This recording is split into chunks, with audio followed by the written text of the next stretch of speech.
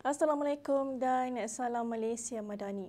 Baiklah, pada ketika ini, rantau negara masih lagi menerima pengaruh angin dari arah timuran dengan kelajuan yang agak sederhana iaitu sekitar 20 hingga 30 km sejam. Oleh itu, Malaysia tidak mengeluarkan sebarang amaran angin kencang dan laut bergelora buat masa ini. Namun demikian, dapat diperhatikan terdapat penumpuan angin di sekitar negeri Sarawak yang berpotensi menyebabkan keadaan cuaca lembap dalam jangka masa yang agak panjang. Baiklah, kita teruskan dengan melihat paparan imej gempa radar terkini di mana kebanyakan kawasan di semenanjung Malaysia pada pagi ini berada dalam keadaan yang baik dan tiada hujan.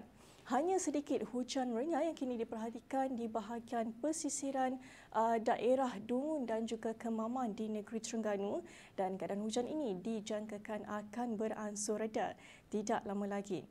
Bagi negeri Sabah, keadaan hujan renyah kini turut diperhatikan di bahagian Kudat dan juga pesisiran Sandakan di negeri Sabah. Keadaan hujan ini dijangkakan akan beransur reda tidak lama lagi. Namun demikian, keadaan cuaca lembap di sekitar bahagian barat dan juga selatan Sarawak masih lagi diperhatikan sejak malam semalam. Dan keadaan cuaca lembap ini melibatkan kawasan Kuching, Serian Samarahan, Sri Aman, Betung, Sibu, Sarike, Mukah, Kapit dan juga Bintulu. Keadaan cuaca lembap ini dijangkakan berpotensi berterusan sehingga ke petang nanti.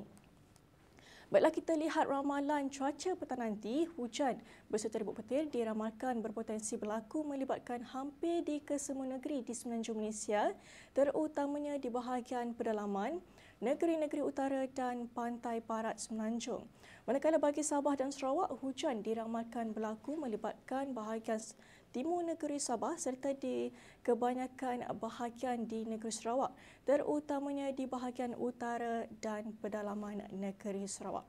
Baiklah, sekian sahaja laporan cuaca untuk pagi ini. Sekarang kita lihat ramalan cuaca bagi bandar-bandar utama di seluruh Malaysia.